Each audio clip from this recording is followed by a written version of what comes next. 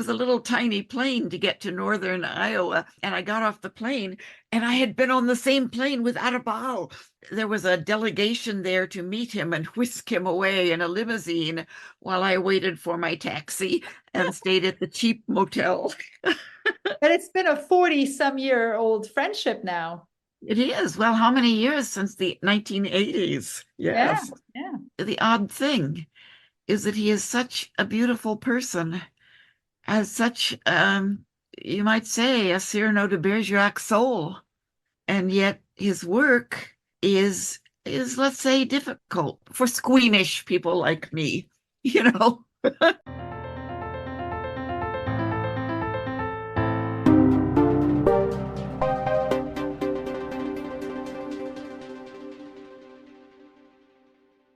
Welcome to Language and Culture with Dr. J.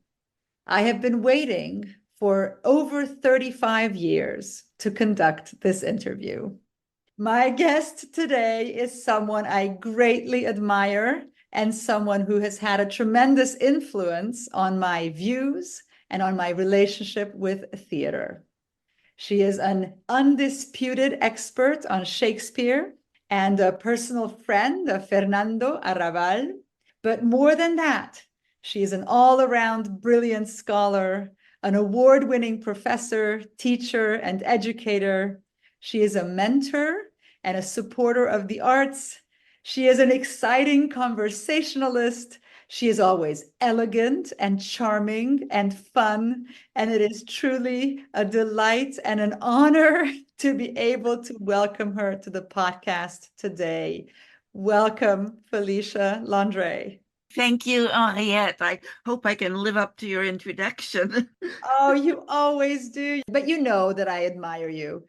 Well, of course, I admire you for all you did when we had our 3 years of celebration of Moliere's 400th birthday, and you were absolutely a brilliant addition to that effort when you came and did Moliere et moi with your costumes. It was just a wonderful, memorable evening, and I'm so glad it's well documented for posterity.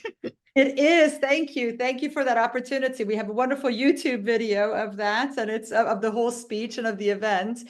And that's right. So you were, for example, the president of KC Moliere, an omni-art nonprofit organization that was active between 2019 and 2022, and culminating in a great celebration of Moliere's 400th birthday at the Nelson Atkins Museum of Art. So you have continued to be very active even after retirement. You were, of course, a professor at the University of Missouri, Kansas City. You are a curator's distinguished professor emerita of theater, and you had a very long, successful career at the University of Missouri, Kansas City. But you continue to be active. You continue to publish and to make public appearances. You are active with several theater organizations and participate in conferences. But despite your amazing career and success, you maintain contact and stay in dialogue with young artists and students. You were, for example, generous enough to visit with my students at the university 2 years ago and to speak with us at length about the development of theater throughout the years, and the students were absolutely mesmerized by you. Oh, well, thank you. That was great fun. Uh, I loved meeting with them. For the listeners, I will put all of your credentials and your recently published books in the show notes so they can check them out. But let me begin with my questions. And I will begin with questions about Shakespeare, and we'll work our way up together chronologically to Fernando Arrabal. So I guess my first question would be, why do Shakespeare's plays still appeal to us today? Yes, they deal with universal themes and present incredible characters, but it must be more. Yes, I think it is. Well, of course, a part of it is just inherited prestige. That's always in the background. I think every nation, non-English speaking or whatever, agrees that Shakespeare is the greatest writer who ever lived. That's pretty standard thinking. And so we always have that kind of in the background, but it's not enough because there has to be an immediate appeal. What does he say to any individual reader or person watching his plays? Why can little children go to the Shakespeare Festival and become mesmerized when probably they don't understand every 10th word, and yet they do understand what the drift and what these people are about. So there is something so compelling that it is partly the combination of plot, character, dialogue, and idea content that he gets them in a perfect balance, that they're all there, and that there is the range. He knows how to orchestrate the emotions through the course of a play so that you might experience fear or grief and then have a moment of relief or even a little laugh, and then he just holds attention. And it always, art comes back to what does it tell us about ourselves and about other people in the world we live in. The world is, of course, much more complicated than it was in Shakespeare's time, but well, maybe not so. He did live in a very complicated world. Mhm. Um, but it just helps us to navigate some of our fears and anxieties to see what these fictional or historically based characters are going through, how they relate to each other, how they handle the problems that the world burdens them with. And so it helps. We have both a sort of empathy for the characters and a kind of insight to how we deal with the problems we face, and they're just wonderful stories with enough variety that there's something for everyone. Of course, he was writing for both aristocrats and commoners, and so uh, I have less patience, for example, with his clowns than I do with his Mhm. more articulate characters, but I'm sure for other people they like the physicality of some of those scenes. Mhm. So it's just beautiful. And the poetry of it, the dialogue is, it ranges from poetry. There is the vulgarity for those who want to find it and use it as a performance tool. It's all there. He covered everything. So did he ruin it for all future playwrights?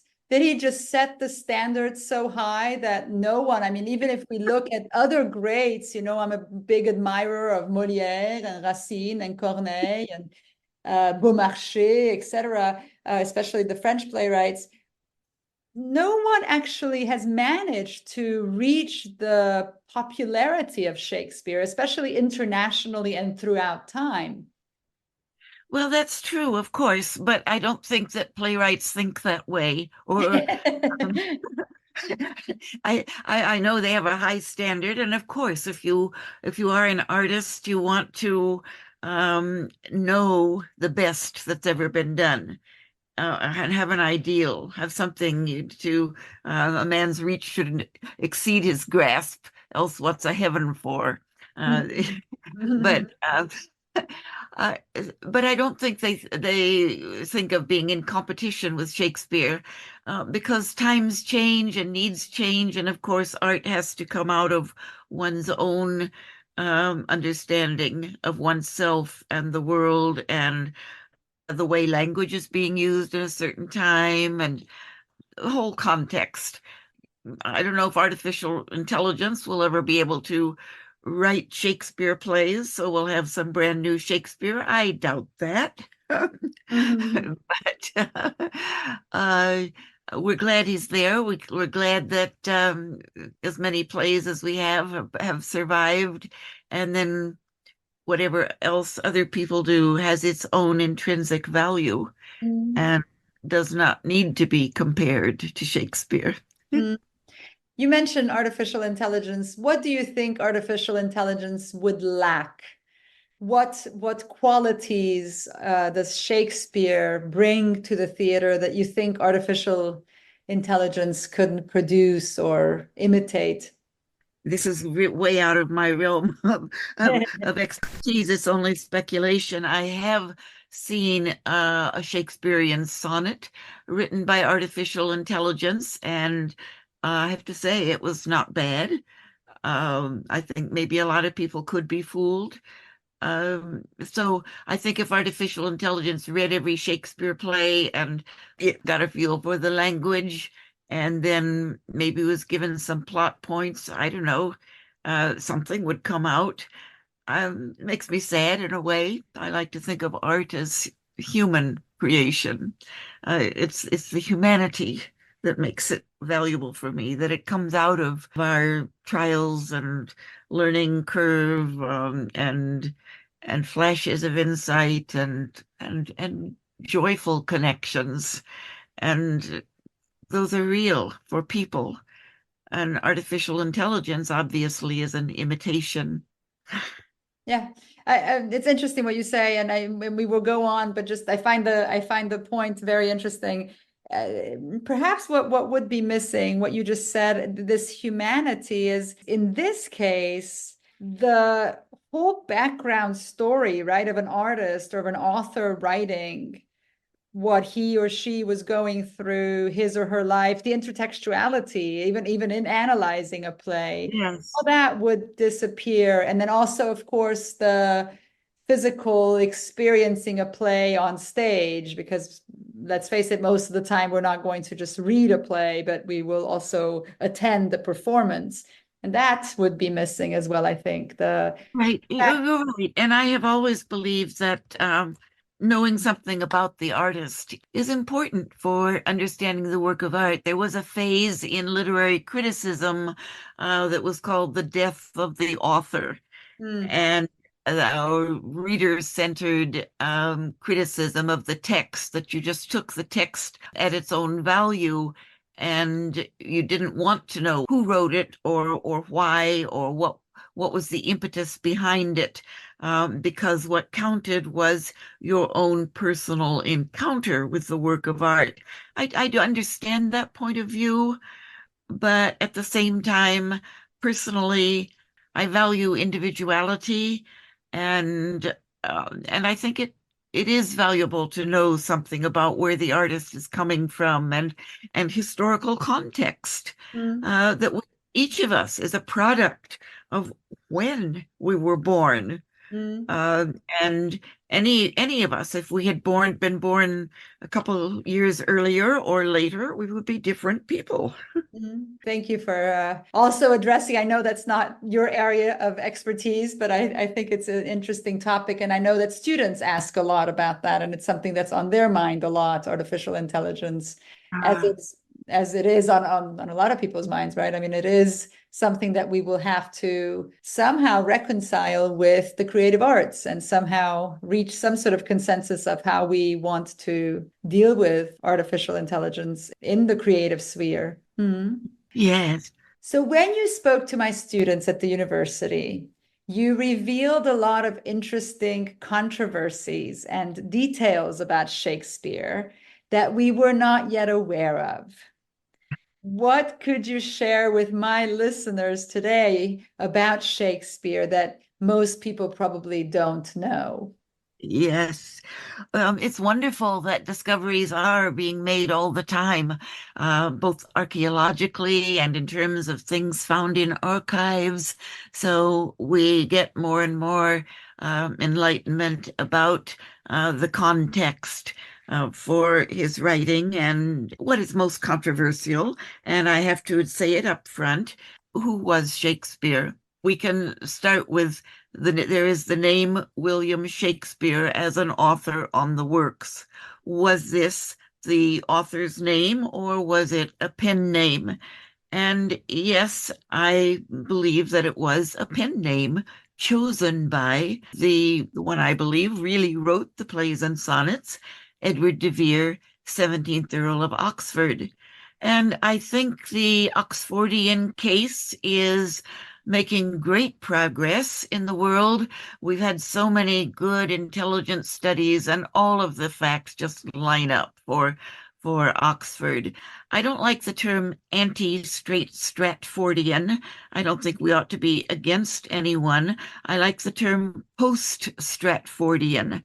Stratfordian, of course, refers to the people who are holding out for Will Shakespeare of Stratford-upon-Avon, the country boy who went to London for a while and may have had some connection to the theater, but nothing is really documented.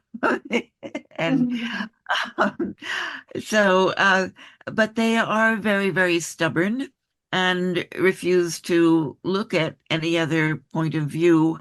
Um, so there is still, most people still just, as I did at first, just cling to the traditional idea that, yes, this country boy was a genius and he was able to learn and travel and have access to books and hobnob at the court and knew Elizabeth and all of her courtiers and learned French and all of these things, even though there are no surviving school records at Stratford-upon-Avon, at least for the years he was supposed to have gone to school. Oh, I really should not be getting started because I I do a 70-minute PowerPoint lecture on I don't even take much time to demolish the case for the Stratford guy, but mostly showing why it was Edward de Vere, 17th Earl of Oxford. And when I get started on this, it just, oh, the facts just come cascading in, and you don't want to take up the whole time doing that. And I do But have a recording of that when you delivered that PowerPoint, when you sort of when you held that lecture for us, and we just sat there and hung on every single word that came out of your mouth. It's so interesting. Absolutely. Yeah. yes. Yeah.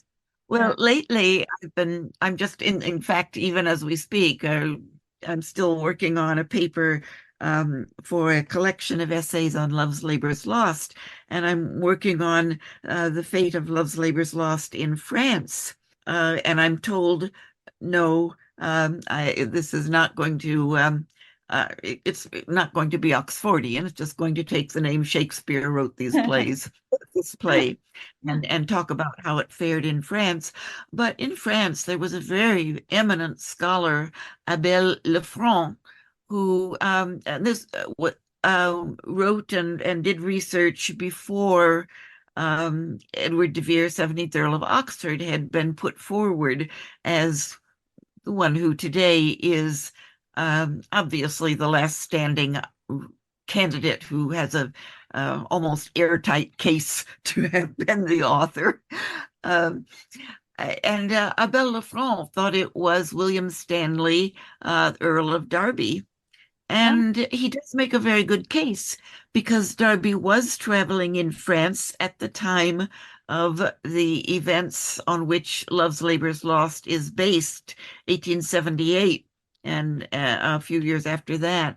So there have been other very interesting cases put forth, all of them having better claims than the Stratford guy. If you could line up the facts side by side in I don't know, take the top five candidates, Will Shakespeare and then Oxford and Derby and say Marlowe and Bacon, and just line up the facts of their lives against the plot points in the plays or the people in the plays.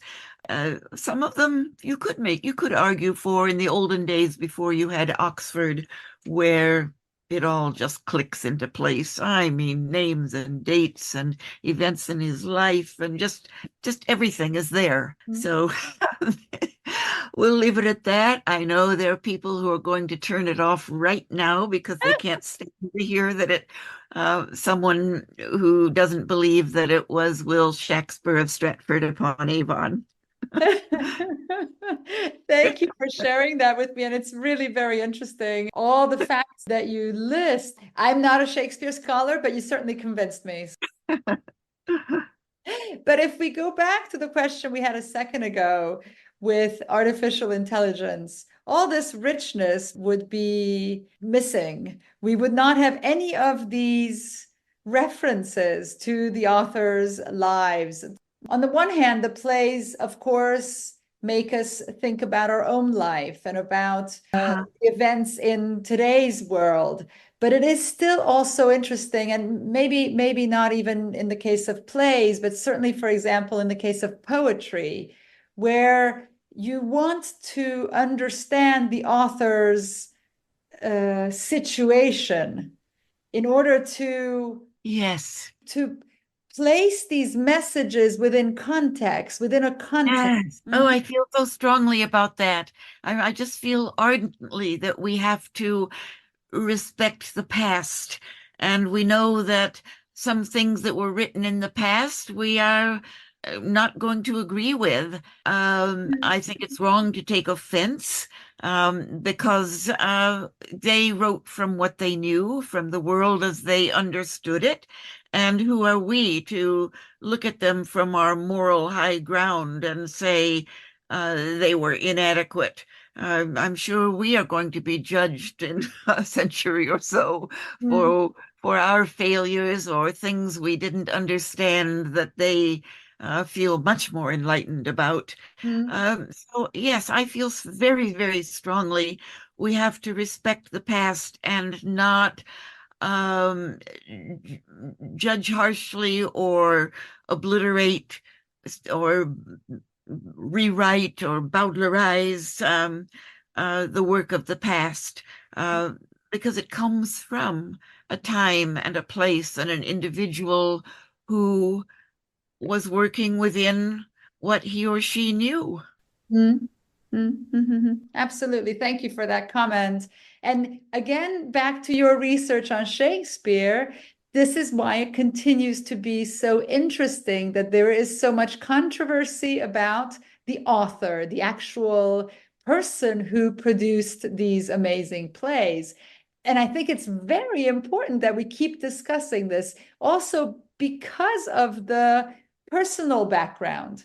It does matter. For sure, it's interesting. It does, because if you know that he was an aristocrat, this is not to say that a country boy could not have learned to write and study and so on. It's not anything against the country boy. It's just saying this is the world he knew. And once you realize, okay, he was hobnobbing at the court of Elizabeth, then you can see what is the subtext of some of these lines? Who Mhm. is he really writing about? You can match it up with things that were happening at court. Absolutely. And it puts it again in a different context. And it sheds a different light. It lends a different connotation to the lines. Right. Mhm. Mhm. Okay. So as a world, we are great fans of Shakespeare. I think everybody would agree. But to Yes. what but to what extent is Shakespeare's continued success also a matter of marketing and not just appeal? Well, I guess in terms of selling individual productions, yes, you have to sell tickets to keep a show going. His name is a brand that can be sold.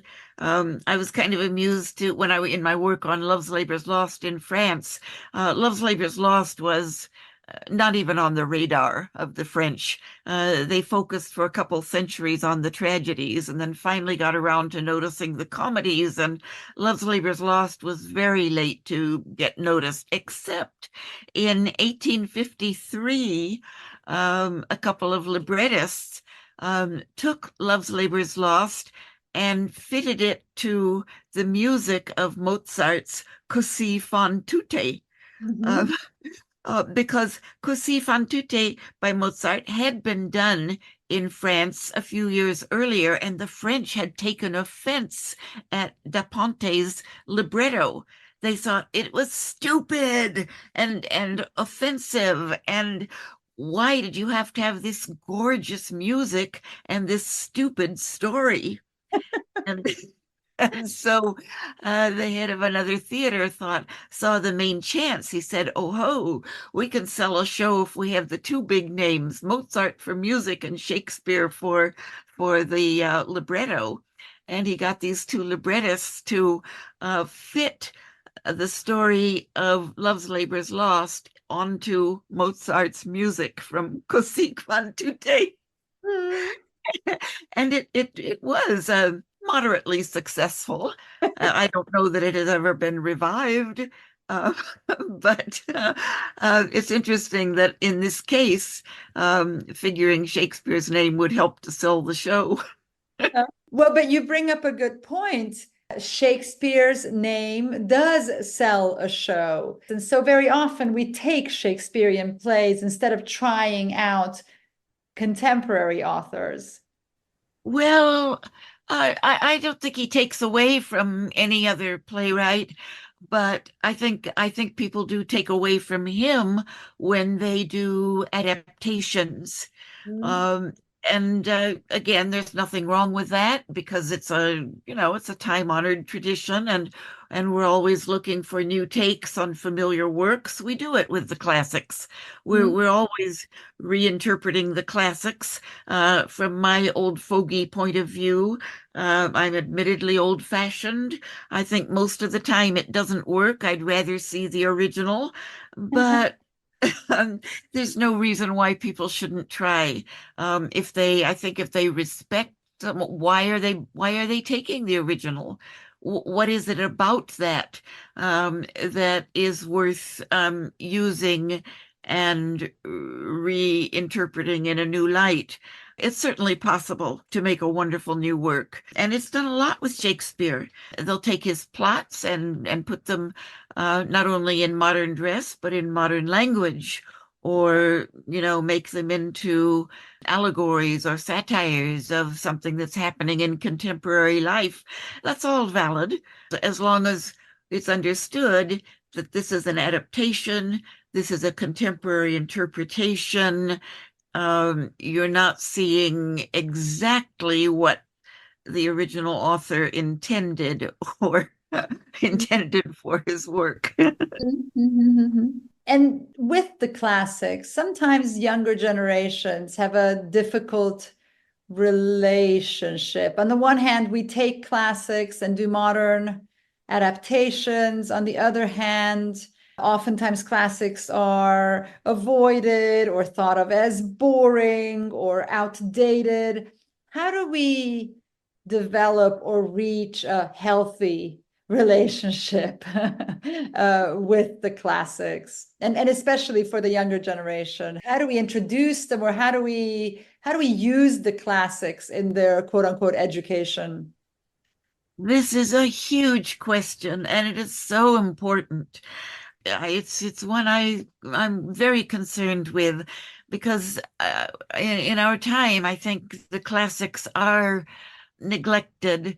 It's so unfortunate. I mean, it's only a couple generations since American students did learn Latin, certainly, and sometimes Latin and Greek, and certainly to get an advanced degree.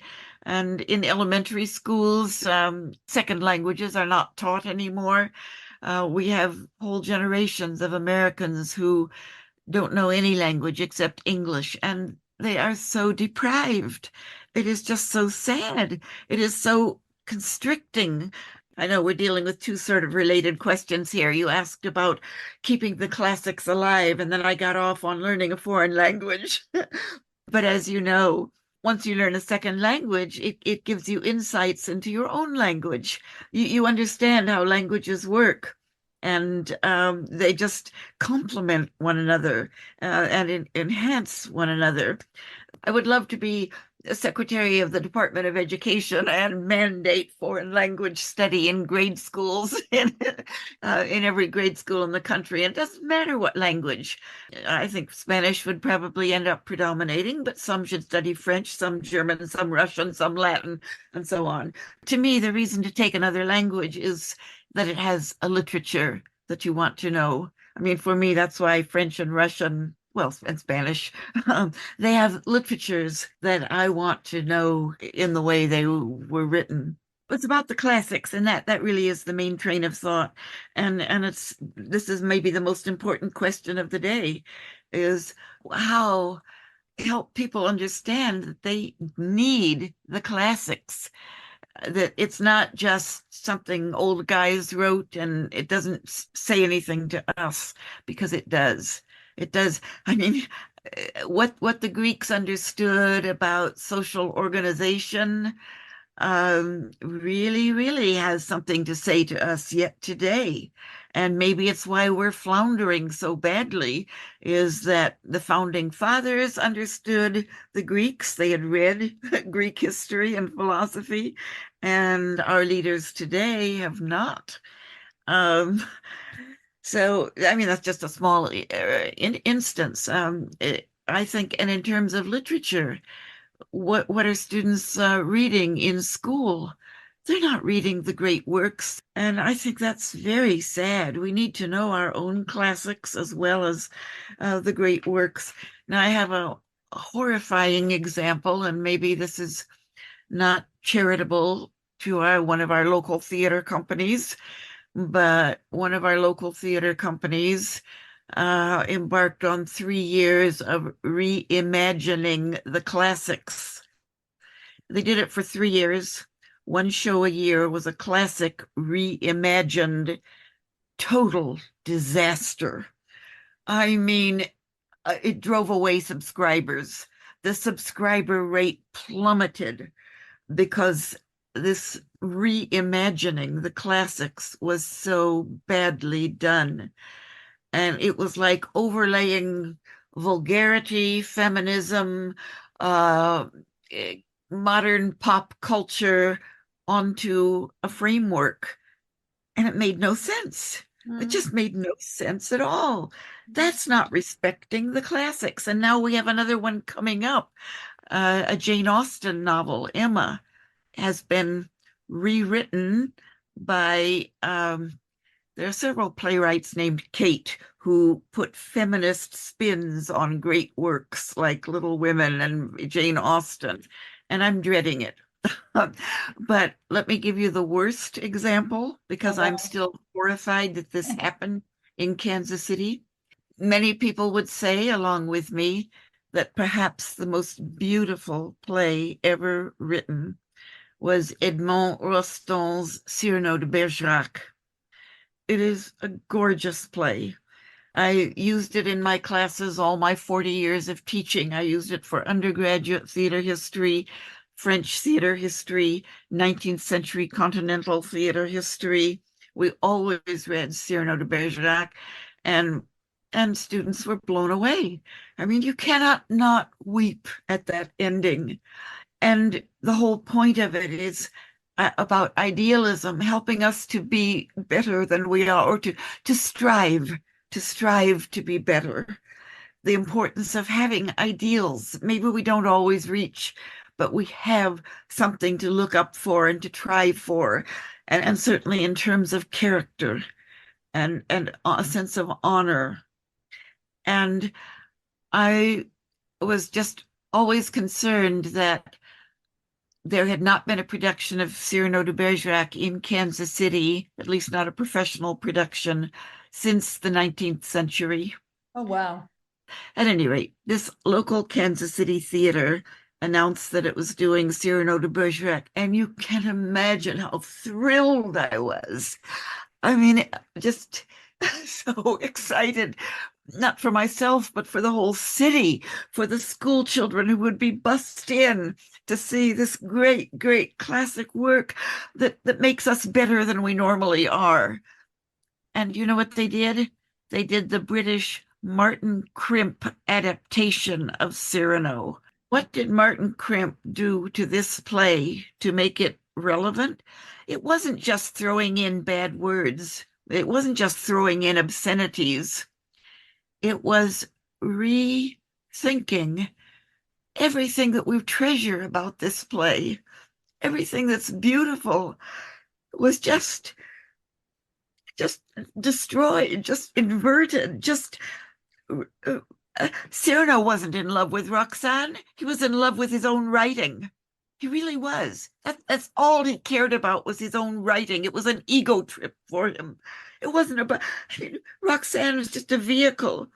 And they even had him do a kiss with Christian, which fine, that, many people were shocked and horrified by that, but the worst of it was the ending. I mean, I was like, trying to go with it, trying to say, this isn't Cyrano, but it's a contemporary.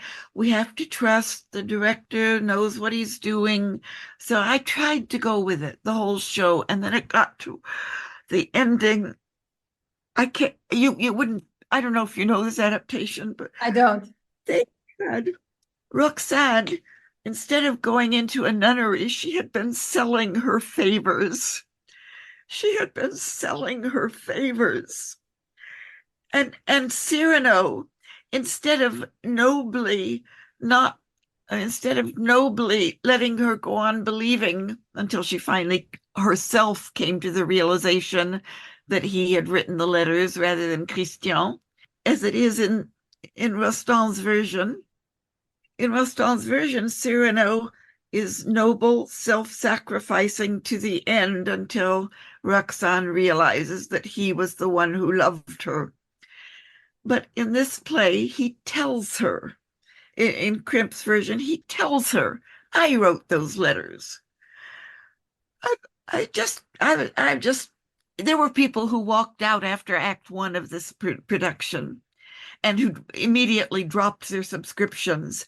And yet, the horror is that they bust in school children to see it. I later mentored a young woman from Pembroke Hill who needed somebody to mentor her capstone production in honors English.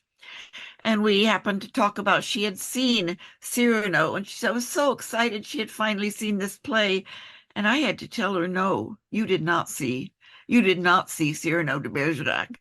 And I gave her my two translations that I had at hand, the Brian Hooker and the Anthony Burgess, and said, read these. This is the play, not what you saw.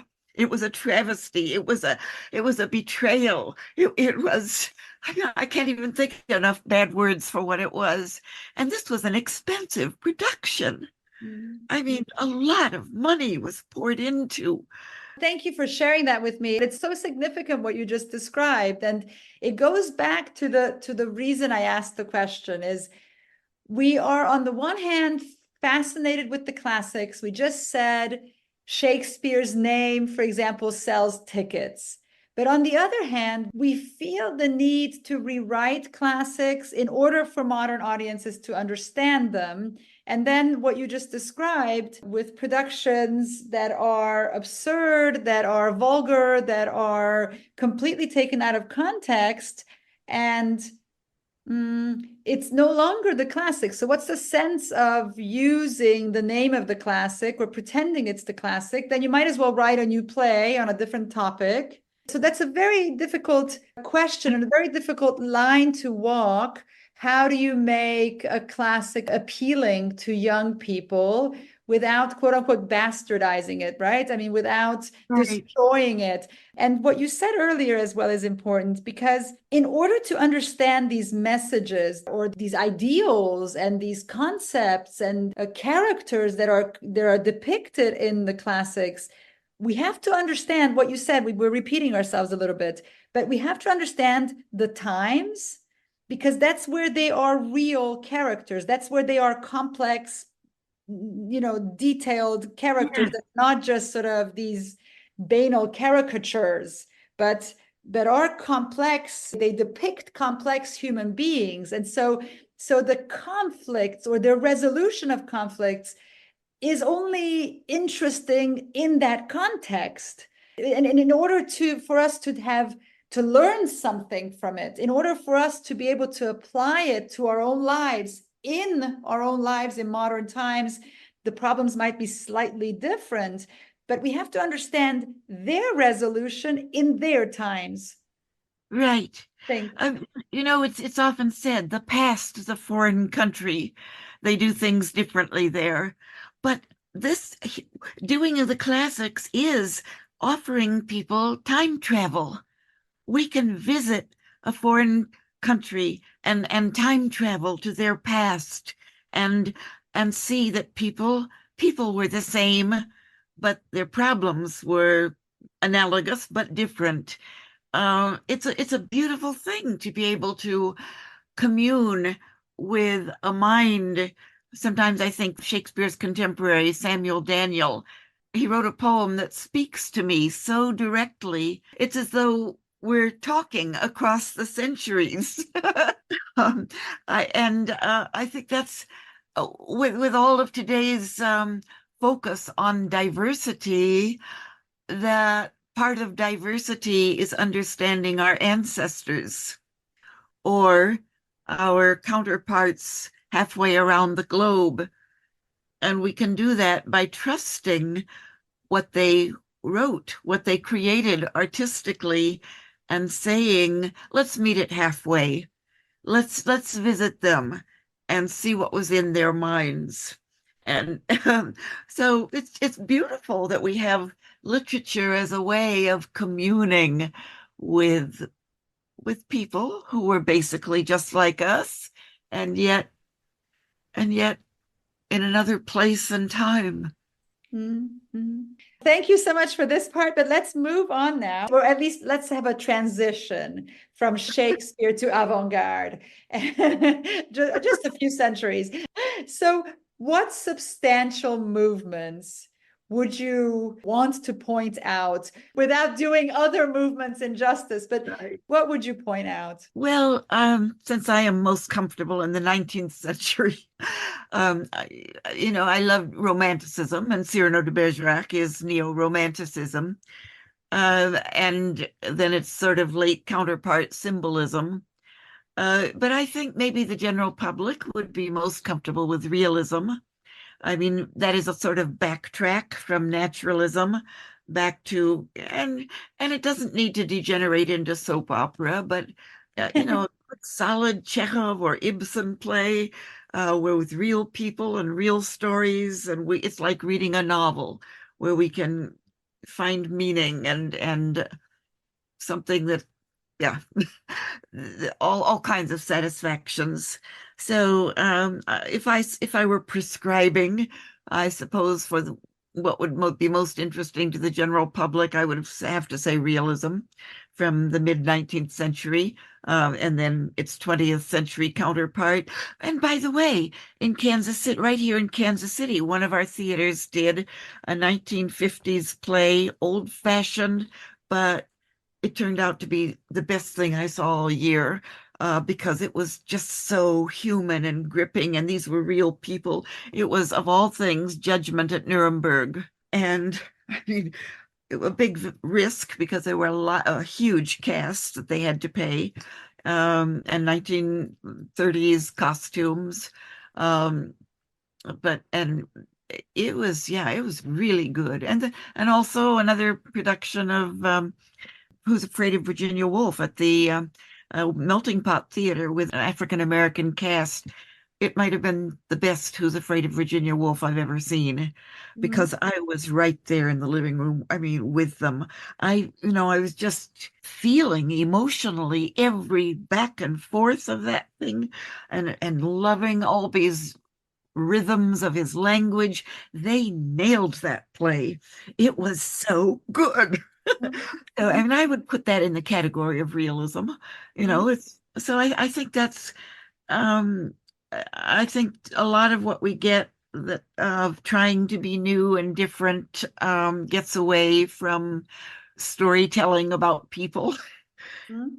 and the ideas kind of take over and dominate in many of the contemporary plays we see, Mhm. which can certainly be valuable. Mhm. Uh, What are you going to do with the 18th century? I mean, we kind oh, of skipped from Shakespeare and then went straight to 19th century. yeah. What are you going to do with the in between? Well, the 18th century was kind of holding on to the best of the 17th century. I mean, um, of course, I think of France as the touchstone of all literature. Um, the great century for the French was the 17th with neoclassicism, and 18th, they were just clinging to that neoclassicism. Voltaire's 50 some plays were all in the neoclassical mode. Um, and it was an imitation, I call it warmed over. And so the 18th century put its best into its essays. Yes, it's essays.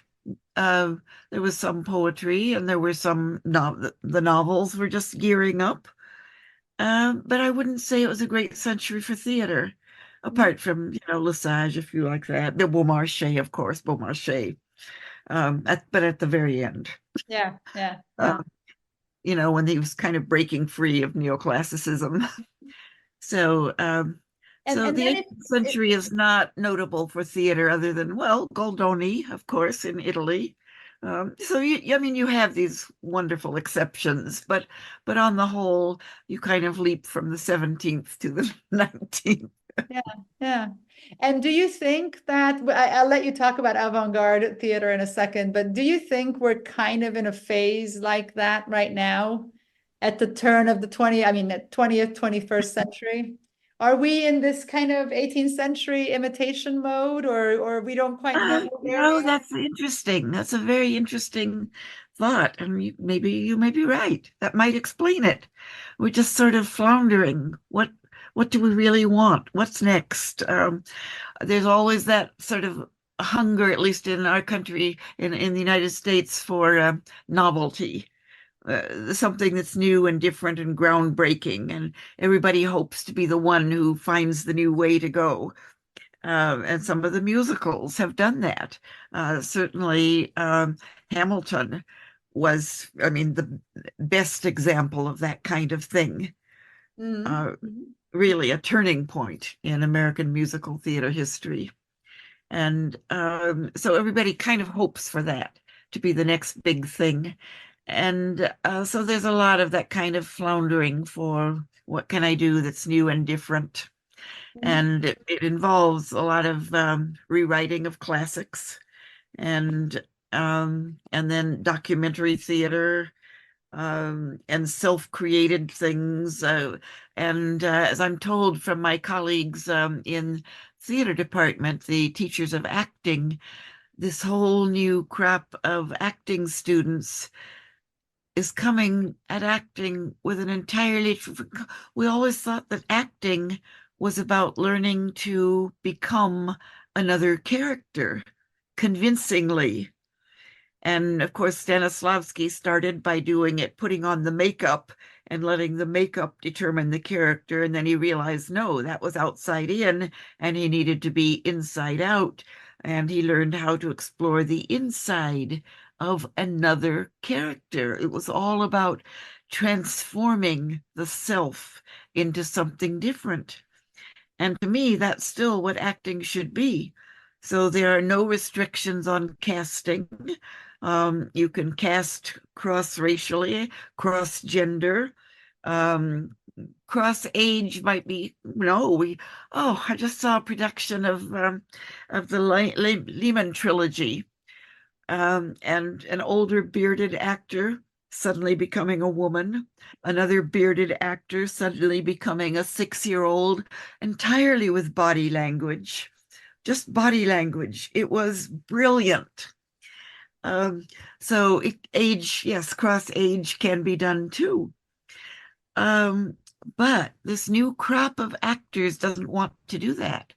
They want to be themselves on stage. They want to, if they're gay, they want to play gay characters, or whatever.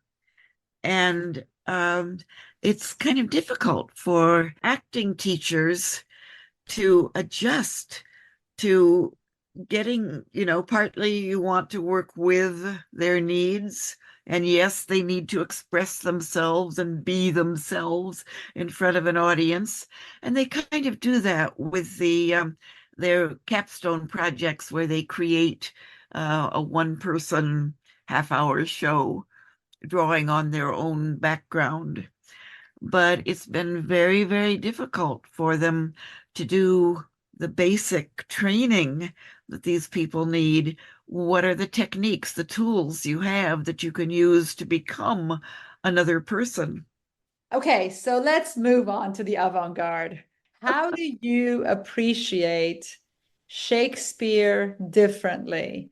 How is your reading or appreciation of Shakespearean theater and avant-garde theater different? Wow, I don't know. I don't know that they even complement each other. I just think of them as separate categories with separate values. And of course, Shakespeare is my first and main love. But if you're teaching theater, you have to know and embrace it all. And yes, avant-garde was a little harder for me, but it's just interesting. You know, that early 20th century succession of so-called isms, where you proceeded from futurism to Dada to surrealism to expressionism.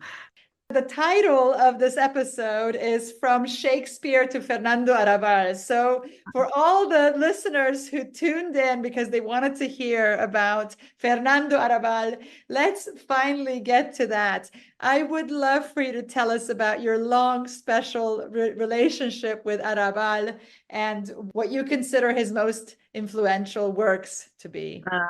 Yes, he is 92 years old this year, and he's become a little bit frail lately, but he's being so recognized. I get a daily email report of his activities, but his plays, there's a current production in Madrid of, and they put handcuffs on the flowers, which might be, one of his best or major play, because it's also in novel version and also movie version. The novel is called Baal Babylon, and the movie is called Viva la Muerte. And the play it's in both Spanish and French. Yes, he is an amazing person, and his work is amazing because he has made, I think it was 7 films. He's written many volumes of plays. I've forgotten. I have 2 shelves of his work, and I don't have everything. But novels, and many volumes of plays. He also paints and directs and corresponds. He's just wonderful and oh yes, he's a world-class chess player. I'm not sure if he still does. He probably still writes his weekly chess column for L'Express. And apparently he plays a chess game every night with himself. He's a master of chess. And that is kind of a metaphor for some of the paintings he's commissioned of himself, surrealist, wonderful paintings that first led me to get interested in him. So he is an amazing artist. And is a group of people promoting him for the Nobel Prize in Literature. I just hope that works. He's still here. He's a delightful person. And How did you meet him? How did your love affair with Arrabal begin? well, back in the 70s, my parents got me a subscription to a magazine called Réalité, a French magazine with lots of colored pictures.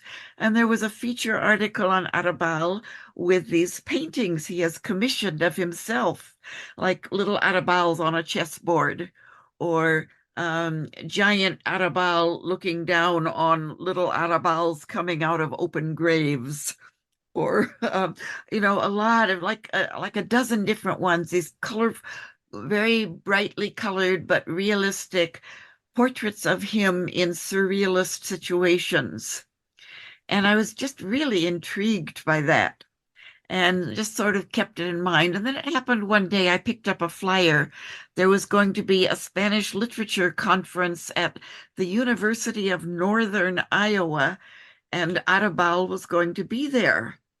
And I thought, well, I think I'll just submit a paper and go to that conference.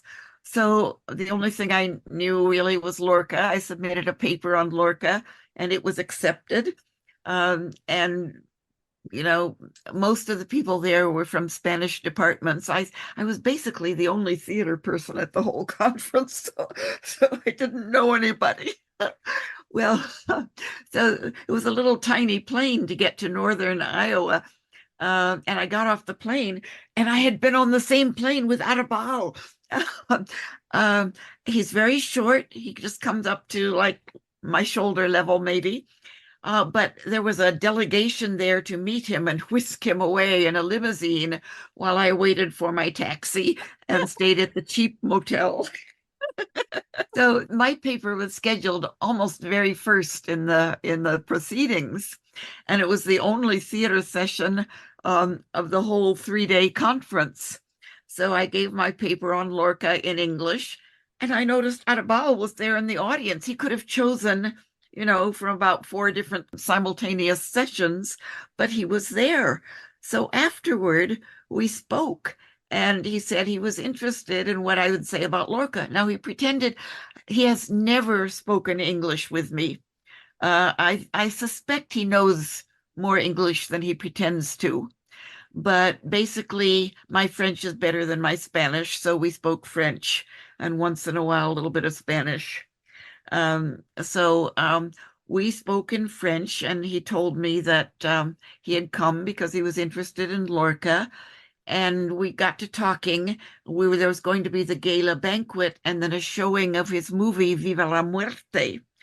And I told him, I've had a couple chances to see Viva la Muerte, and I did not want to see it because I get sick when I see blood on the screen, and I know there's blood in it.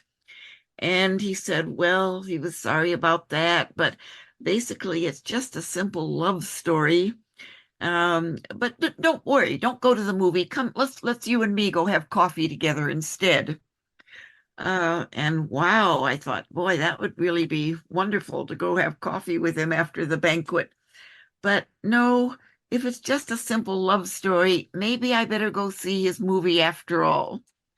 So I went to see Viva la Muerte, and oh, there were moments when I had to crawl under the seat almost. Oh, But the truth is, it was just a simple love story. I mean, it was the same story as the play, and they put handcuffs on the flowers. I mean, it was his autobiography. It was his life growing up with a lot of unfortunate family circumstances, and especially the loss of his father betrayed by his mother to prison, his father escaping from prison in the snow in his pajamas and never seen again. Arabal still doesn't know what happened to his father, but it's a kind of lifelong obsession. And then when he was in prison in 1967, when he went back to Spain and was imprisoned, he kind of understood his father and in a way, a kind of spiritual communication with his father. And there had been this long, when he discovered that his mother had betrayed his father, that was he was a teen when he discovered that. So from that, he wrote the play. Well, first he wrote the novel, Baal Babylon, which is autobiographical, and then the play, and they put handcuffs on the flowers from the experience within the prison, having hallucinations about these other events. And then the movie, I would say, is maybe the most autobiographical of the three versions. And I think the movie is very important. I have not wanted to see it again, but it remains vivid in my memory. And it really says a lot about what formed him. This is the odd thing, is that he is such a beautiful person, has such you might say a Cyrano de Bergerac soul, and yet his work is let's say difficult for some, for people, for squeamish people like me, you know. Many people, really do see maybe better than I do the beauty in it. But it's hard for me because there is a lot of scatological elements and vulgarity and violence, which, I don't enjoy.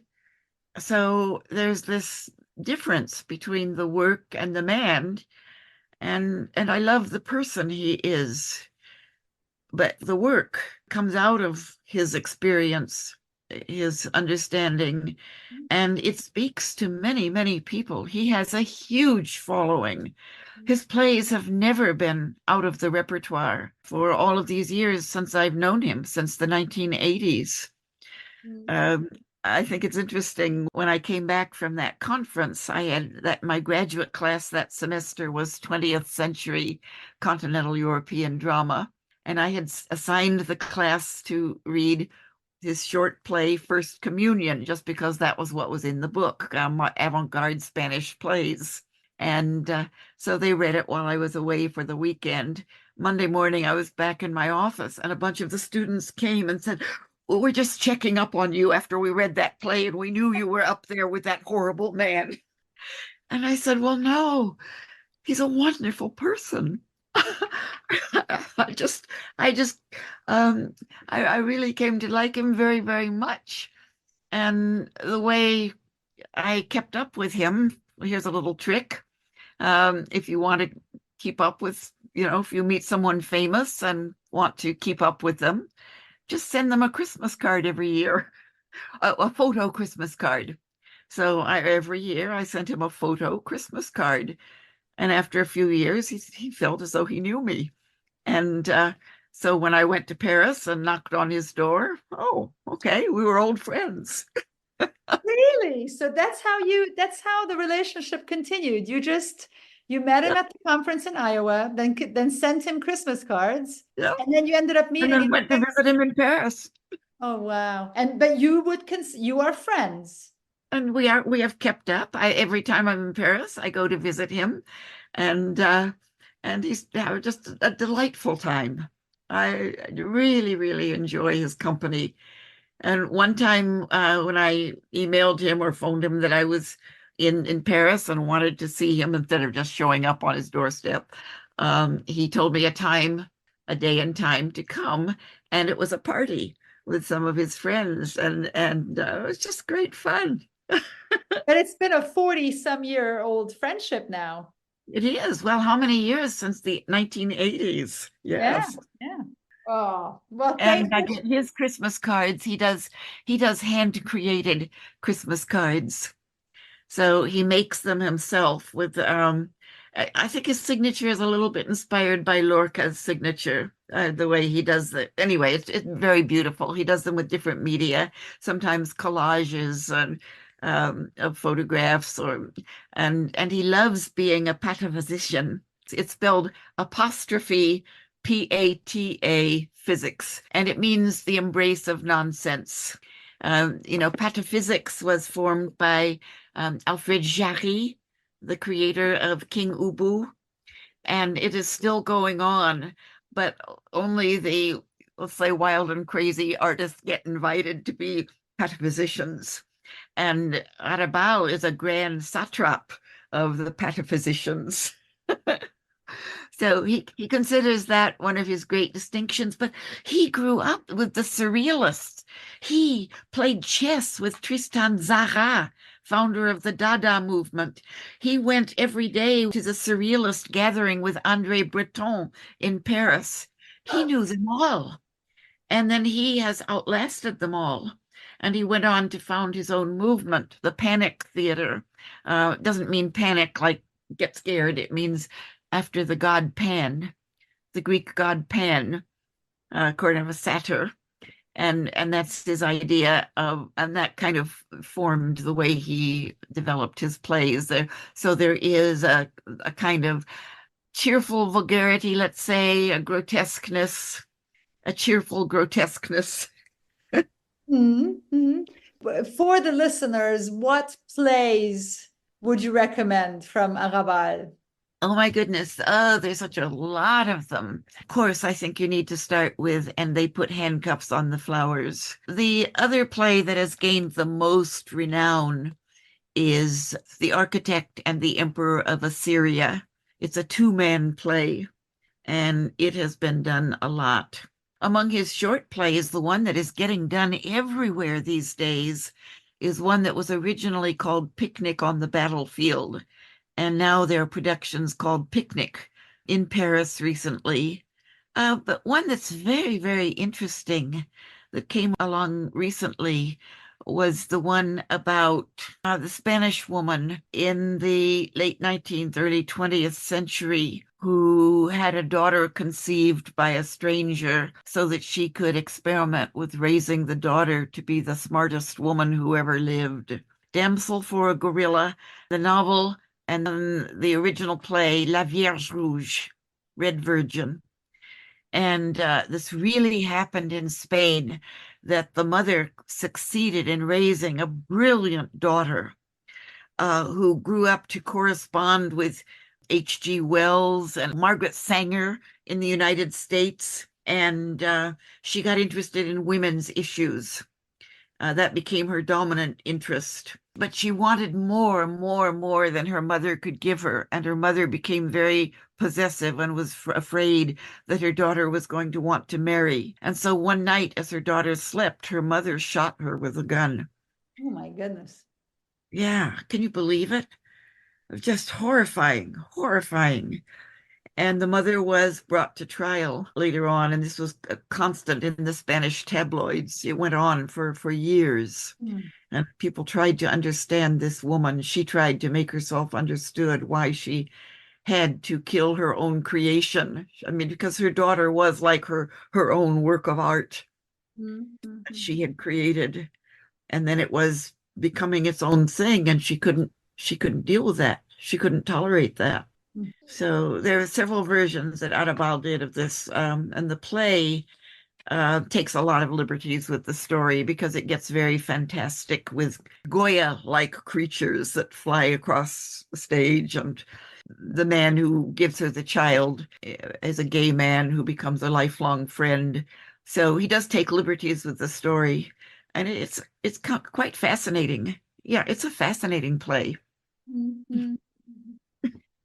Felicia, thank you so much for sharing your personal stories about Arabal as well. I think the listeners will be even more fascinated now. You know, we talked about that, how the background of the author is so important, and you have provided Yeah, that yes. for Arabal. Maybe my final question, Felicia, would be about the future of theater. Oh, In what direction do you see theater developing in the next decades? And what do you wish for theater? uh, that's a virtually impossible question. Luckily, the theater is always recreating itself. And as we see how stage lighting now involves projections, and they can be so effective as they were the other night in the Lehman trilogy that I saw, or um, they can really work with the actors very effectively. And even 3D projections, as in there's a play called The Nether that can use holograms or 3D projections very, very effectively. So obviously there'll probably be, given artificial intelligence, some experimentation with that kind of thing. For me, I'm just an old-fashioned girl. I like to go back to the days with the big red curtain before you see what's in on stage. And then between the acts, you hear hammering backstage. Uh, I remembered when I saw a revival of Yevgeny Schwartz's The Shadow at the Comedy Theater in St. Petersburg. And I had that experience of the hammering backstage between the acts behind the curtain. And I just thought, oh, I miss that. Yeah. There's something, I don't know, if I grew up with it, it just there was something familiar and fun about it. But I will never go back to the days of painted scenery and uh, and, and stagehands moving set pieces that way. It always has to respond to the needs of the current generation. My needs are not the needs of the current generation. Although I think we never lose our hunger for storytelling, for seeing a live story on stage with real live human bodies acting out a story that we can believe for that little time of the play, making it believable, whether it's stylized or not.